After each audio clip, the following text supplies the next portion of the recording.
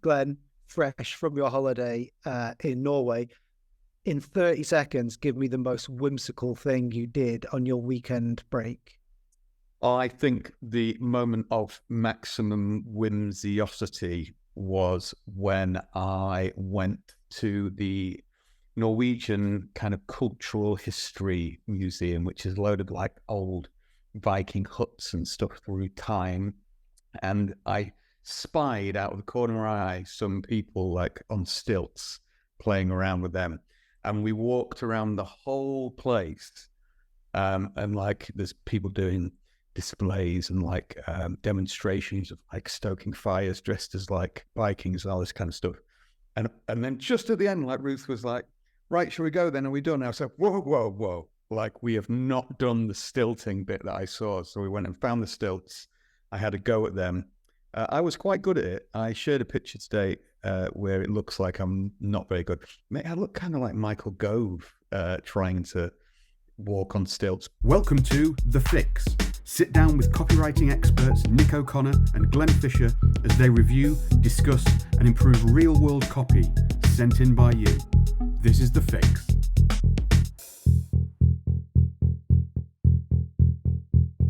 Let's talk about copy. Yes, so we're going to talk slightly different today. We got an email from one of our Fix Accelerator members called John DeCamp, which is a great name.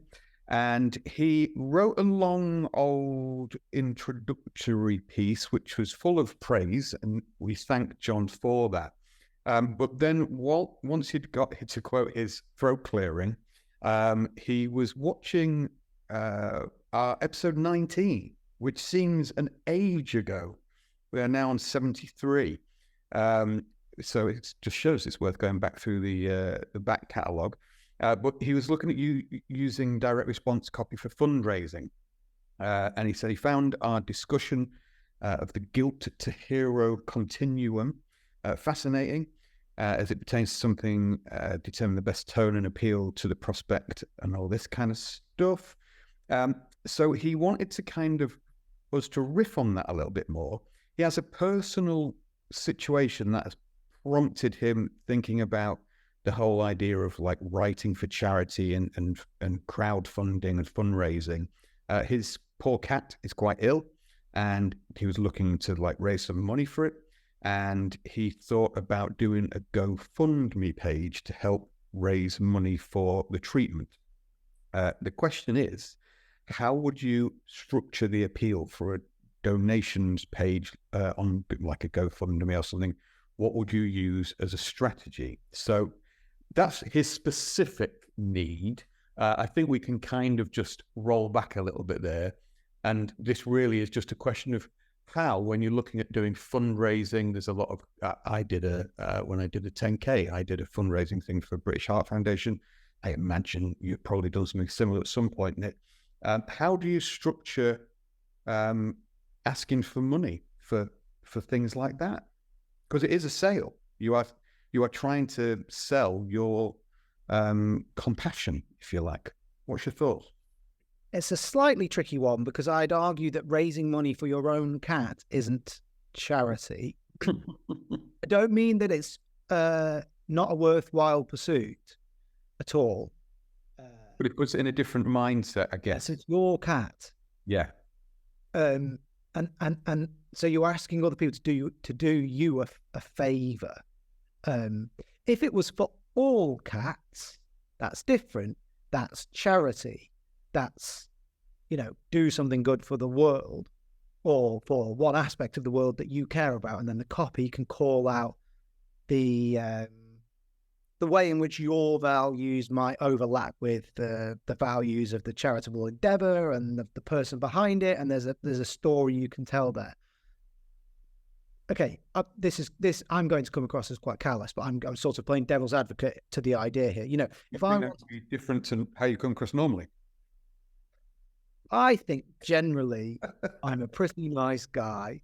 No, okay, so let's say I wanted to build an extension, and I wanted to do a GoFundMe page for that. Yep.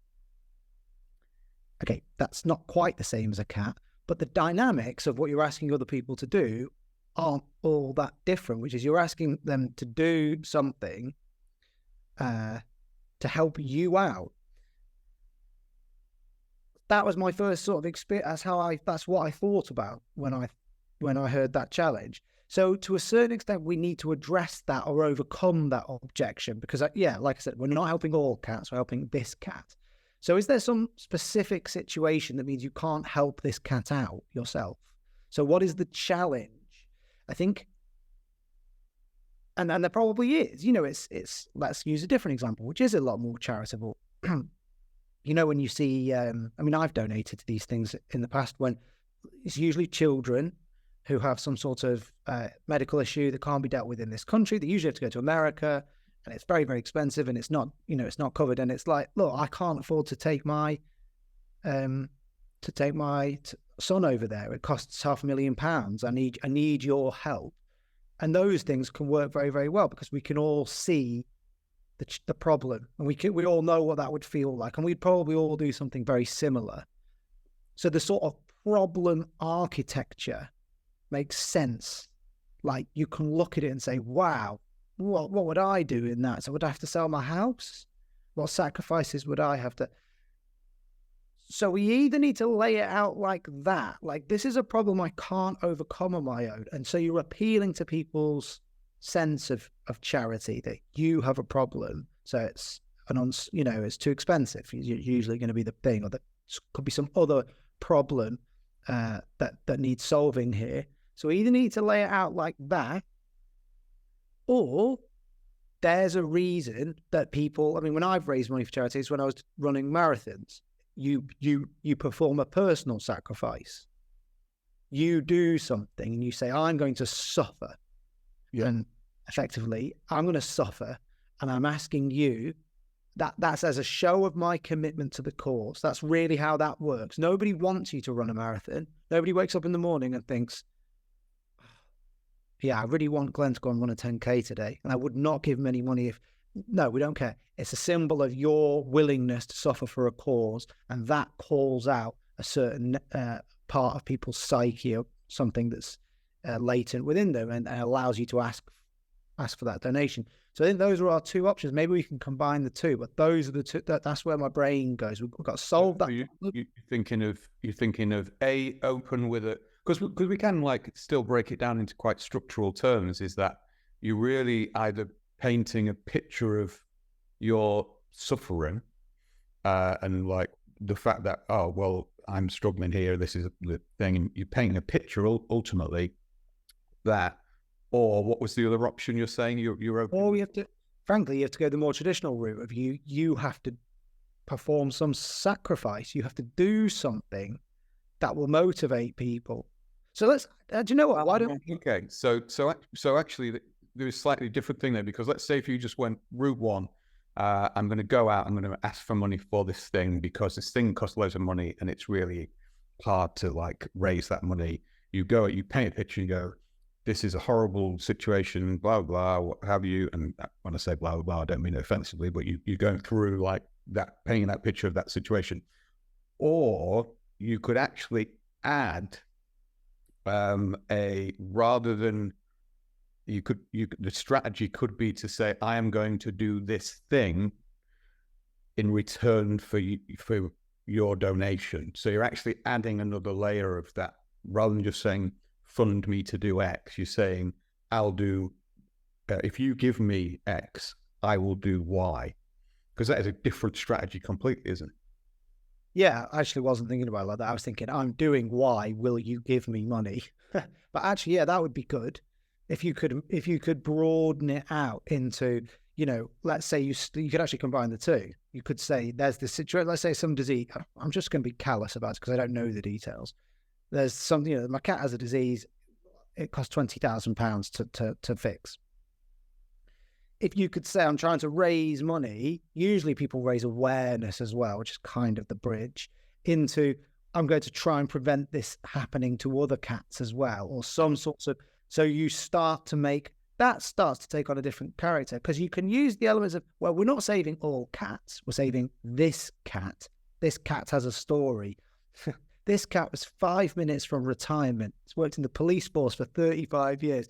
You know what I mean? Like, so we can use the fact that this is about a real person and a real cat and individuals. We can use that story to kind of pull on the heartstrings, but also to ground it. This is not about cats. This is about this cat. Yeah. We could then bridge into some higher. I think that's really what I'm talking about. We need to elevate the pitch so that it's not just about helping you with your cat. Because ultimately we need to feel like we're trying to solve a bigger problem, or it's either that or you have to target cat owners so relentlessly because they are the only people that might know what you're going through. So you could do a targeting strategy. Like, I'm not a cat owner. I don't like cats. I don't understand why people keep them. I'm very, very unlikely to give money to somebody who's like, I would feel I'd feel bad for them because I know people love their cats, but I'm unlikely to do it because I probably don't understand it. So unless you can elevate it to some greater sense of mission, so it comes about more than just one cat, if you can't do that, you have to appeal to cat owners. Yeah. So you've in which case, so let's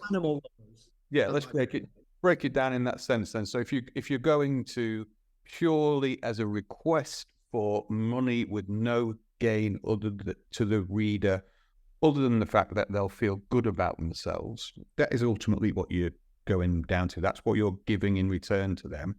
Then the only natural way to do that is to really lean into that idea that, like, you love cats, you like me, you've grown up with this feline going. I'm just going to try and say different words for cats now. But you're going around with this. There's one word I don't want you to use, Glenn. One word, and that is Manx. No, yeah, they've gone around life with all this thing. If we had changes to dogs and say, "Oh, you love your dog, you love this, you spend them smiling with them and playing here, doing that." You probably know how I feel when I found out that this is happening and it costs this, and you're playing on that. And the way you do that is layer up on the you, and you've got to go for broke. You've got to get into that emotional thing and make that person feel, relate to your fear, your worries, and then help make them a hero by helping you overcome that problem. That's idea, right? Okay, so we could lean into that. I would say this isn't copywriting now, this is marketing. Sort of copywriting's evil twin. But you could use, we could use a sort of virtue signaling strategy. People want to feel good about themselves. They want to signal that they've done something nice.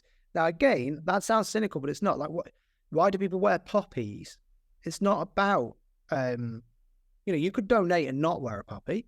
You could donate to that cause. You donate lots of money to that cause. But there's something about showing the symbol. Now, that is a way of showing respect for those for that specific cause as well, which is different. But there is also a sense with which it's like, this is who I am. So let's say you could use a similar strategy. So it's like, this is about saving a cat's life. So if you created a badge that said, "I saved a cat's life," and it's like, every person that donates 10%, I'll send one of these out and I'll post it to you or whatever. That starts to become the sacrifice element as well, but it also becomes the self actualization, how people want to see themselves. I've thought about, I'm going to talk about a non-charitable example. We on social media, we have our fix heads, don't we? It's a picture of us that's all in purple. And people have said to me, "Oh, how could I get one of that? Would you do one for me?" You did one of Pablo, and we usually do one of the guests that we have on the show. We've never done this because we're lazy, but it's been suggested, like, oh, when people sign up to X, Y, or Z, or if they come to Fix Fest, or if they join the Academy or the Accelerator, or whatever, you could sort of give them the Fix head, the purple face. That's a way of sort of saying, I belong to this tribe. This is me. This is, I've accomplished something. I've done something. So you could. I'm cool is essentially what you're saying in shorthand. Do you know, as strange as it sounds, yes, neither of us are cool people, but yet somehow the addition of purple was all we needed. Wish I hadn't had to live 35 years before I worked that one out. No, but you could use a similar sort of stunt. What could you do for the you could think about it like that. What could I do for the person that's helped me out that might help them in a small way, show that they'd helped out and feel good about themselves? And it starts to become tribal then, especially when it's about like cat owners. It's not about saving, like I saved a cat's life. Just flip it out a little bit tenuously, but I think that valuably. What you're really talking about here, and straight away your initial response to this, Nick, was the thought that they're kind of like, well, you're not getting anything in return ultimately, and there's no reciprocity. And actually, if people are thinking like, oh, this isn't about copy or whatever, all copy, even when you're selling something, like when you are selling a financial newsletter or a DVD set or a knitted hood, which people do sell, and Ruth has bought them. That's why it's in my mind. But if whatever you're selling, when you're in the act of selling, you do have to give something back. Now that most of the time, for instance, in a long copy sales letter, you will give information, you will give a story, you will give insight, you will give stuff back. And I think people can forget that. Because what you're really talking about here is how do you get over the problem that it seems that it's a one-way street. I'm going to give you money, I'm not getting anything back. It's not about, sorry, you've made me sound more callous than I think is fair. It's not necessarily, because charity isn't necessarily an exchange of goods, obviously. But you feel better about yourself because you feel like you've helped some higher cause. Okay. Yeah. You've helped somebody that could not help themselves in the case of, say, sick children, or you have helped a higher cause. Lots of people in a hospice, whatever it might be. You've contributed something. My issue was if it's about one person's cat, that doesn't quite tick either of those boxes to me. And so it starts to become like you want me to do you a favor, which is different. A favor is something where I don't get something back. There is no exchange. It's just entirely about giving. That's not quite what we want to do with a campaign. We need another level. Yeah, no, I'm making the point. You're as callous as you are, and no more. Not callous more. But what I mean is that sense of you have to be, when you're selling as a copywriter, you are not just selling, you are also giving all of the time. You are giving people aspirations, you are giving people images to which they can hold on to, you are giving people validation, you are giving people, in this case, ownership of something. You could say, right, I've saved a cat, I've done this thing, or I feel good about it. I'm giving you the chance to feel good. You are always looking in a sales piece for the reciprocity beyond just the product that you are selling or the direct reason for the request for money is what I'm trying to say. So like when it's just like, oh, I'll send you this glowing pig for £10. It's like, if you just say, I'm going to send you a glowing pig for £10, you will get 10 sales. If you find out, if you were able to give them 10 reasons why you'd want a glowing pig and what that represents and what that, then you'd make 20 sales, and it goes up because you're giving more than just the actual thing that you return. In this case, you're going, I haven't really got anything for you. I just need to help my cat. Where it's so like that will get you so far, but the more you can give back, the more you can, and that might be in the form of identifying making you feel good. It might be in literally as something as like a badge that represents that you're part of a crew or the cat saving crew. But if you, so long as you feel that it's what are you giving beyond the thing that you are specifically asking for money. I think maybe people don't always think in terms of that. It's very transactional on a base level. I think if you think beyond, it gets you into a better place. It's also, I mean, we're sort of, dare I say it, pussyfooting around this idea of transactionality around charity, because it feels like those two things shouldn't go together, because we don't like to admit that they do.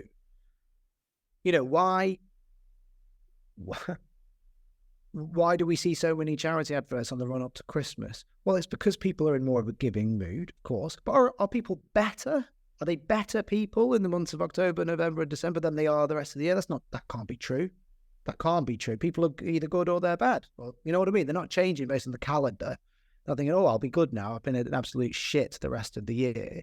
No, there's something else. There's a feeling in the air, but there's also, you're selling to who that person wants to see themselves as, and to a large extent, you're selling to the contrast. People don't like to think of themselves as somebody that will sit and enjoy their own Christmas and all the presents and all of the celebrations that entails, whilst other people suffer.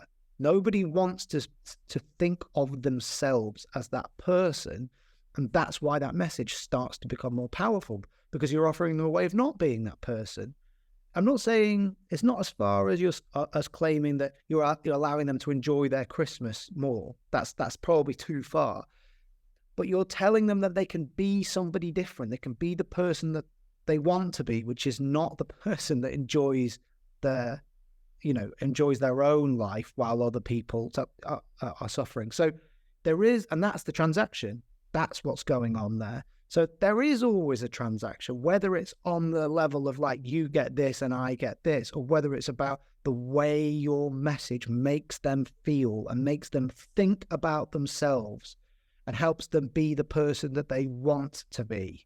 Not necessarily the person. I mean, that's classic advertising thing. Sell to the person they want to be. Why does the middle-aged man buy a sports car? It doesn't make them any less middle-aged or any less pathetic. But but on some level, it's the person they want to be for whatever reason. So that's what's going on underneath a charitable message. So we have to have that dimension, and it might not be a badge. That's the first thing I thought of, because I was thinking about poppies. It's something really subtle, but some way of saying this is who I am, and signaling to other people that you're of that. That you're part of that tribe, that you're part of that group. That starts to have a different message, doesn't it? Little whisker that you keep hidden under your lapel. A tiny bit of lapel whisker, yeah. So ultimately, what you to summarize that, and I'm going to challenge you to try and give me some ways in. But the key thing we're really talking about here is what you're looking to do is elevate all of the time. You're trying to elevate what more you can give someone beyond the initial thing you would think of. So in this case, your initial thing is, oh, well, you'll be helping me out. How can you elevate that? What more can you give people to make them feel like they're part of something? That might be one example, or what have you. So there's different ways to elevate that. But on a purely structural basis, Nick, if you were then, let's say you're writing the blurb at the page, you land on there, what would be your first two, maybe if we give two examples, what line would you like to see first of all? Would you like to see a story straight in? Would you like to see Well, no, I wouldn't do that. I'd do, so sometimes we talk about the two photographs, spoken about that, like a before and after. Yeah. Like you use this all the time in advertising. This is the way the world is. This is the way the world might be. This was before I started the diet. This is after I started the diet. It's kind of like that sense of transformation. We could do a tweak on that here, which is like, meet Doris. In 6 months' time, she'll be dead, whatever. Like the world, if there's no change, what happens if this fails? So lay out the state. I mean, that's not the best copy I've ever written, but like I'd describe what's going to happen currently. Then I'd say, but it doesn't have to be like this, and that's why I'm writing to you, because there is a way we can make sure. And then so I'd try and draw out two pictures. It's not a before and after. It's almost like a fork in the road. It's like a sliding doors. Here's the way the world is going. This is the reality for this. Yeah. If nothing changes, or because then you're giving the reader the chance to change that world, to change that outcome. But I think you need to draw those two pictures, not literally draw them in words really quickly, and then you can back out into the story, I think. those are the stakes, aren't they? As I understand it, that this animal's going. Sorry, it's because we're trying to not use the word cat over and over. This cat is going to die. But sorry, we shouldn't talk about somebody's pet like that. It's hard when we've never met the person and you've just read it aloud to me for me to engage with it in the proper way. But if those are the stakes, then you need to lay them out. Yeah, no, it's a good way. So you go for the picture opening, and then once you've done that, then you can go through we're just recording at the moment, but the promise, picture, proof, push kind of structure to something. If you're doing those pictures, then you're going to go, right, okay, next I'm going to make you a promise. If you help me on this, then I'll do this for you. First, so you do two promises. You'd say, first of all, you can change the outcome. You can put your fingers on the scales of the universe and change what happens to this cat. Yeah. It's in your power to do that. That's promise one. Promise two is what you were saying. But so it's a big double, a surface layer benefit and then a deeper. Yeah. So you can do the promise, and then you go, well, how come? How will that happen? Well, then I'd probably go into this particular thing. I'm not gone into the detail too much because I don't think we want to, just for personal reasons. But if you lay into what the actual process, I don't know why I can't get the words out. How could we save this cat's life? What treatment? I'm talking about the treatment. That what will you require? This is all this. This is why it costs so much money. Blah blah blah. This is what's going on, and then you push to do that. Here's how you do it. Get your details in there, and then just layer that and go through that each time. So that would be the basic structure that we would advise. I think we've covered it there, Nick. There's a load of rambling thoughts there, but hopefully that's useful to John, and I hope they're able to sort out the little cat's predicament. Yeah, so do I. And by the way, I'm aware that when we talk about these things, more than anything else, well, one, because we're talking about charity, two, because we're talking about a specific example of charity, a specific life that is at stake, that talking about transactionality and all these, it's the sphere into which copywriting starts to look the most, I've used the word callous because I think that's probably, but it's not meant like that. I mean, you have to think like this in order to achieve a successful outcome, I think. And the successful outcome is one that's good for everybody. So we've just got to, you've got to be able to hold the two things in your mind, the reality of the situation and the fact that we have to persuade other people who don't know anything about this situation, who have never met. Put a pin in that, actually, if that's how you say it these days. But we should do a full episode. I think it's worth talking back and forth a little bit on that. Just that whole idea as a copywriter, because we do this so often. We'll just inherently go down to the nitty gritty and go, right, well, this is how you have to do this. And it's very easy to forget that, all of this stuff like means things on a much bigger level, and there's all this kind of stuff. But as a copywriter, that duality of authenticity, generosity, all of that kind of world versus the cynicism of, well, I need to get you to get your wallet out of your pocket and give me some money kind of thing. That kind of duality there, that dichotomy is a weird one, which everybody faces. And I don't think we talk as much about it as we could. So perhaps we can pick up that next time. Otherwise, let's do an episode on that. But in the next episode of The Fix, next week, we're going to be talking about dealing with difficult clients. So I've been dealing with a difficult client, a mutual client of ours. I will tell the full story next week. But I'd be interested to hear people's tricky/bad client horror stories. So you can write to us at feedback@thefixcopywriting.com. But next week, I'm going to be talking about, some practical steps you can take for dealing with tricky clients. So how more successful you get in life, you'll always come across difficult, challenging clients. It's probably one of the most things we get asked about on the accelerator in the Discord, really. I think everybody, no matter how experienced you are, always have bad clients. So get it in, feedback@feedback at thefixcopywriting.com. Otherwise, Nicholas Cage. I've realized I'm going to challenge myself in the future to come up with as many Nicholases as possible. Today will be Nicholas Cage, the wonderful actor. Thank you for your time. We'll see you again. Cheers, mate. If you enjoy The Fix and want to get access to even more good stuff, join the Fix Accelerator today. Get access to special masterclasses from Nick and me, watch expert interviews with industry legends, join live copy feedback sessions every week, and get connected to our very own private copy network. Visit thefixaccelerator.com for more information.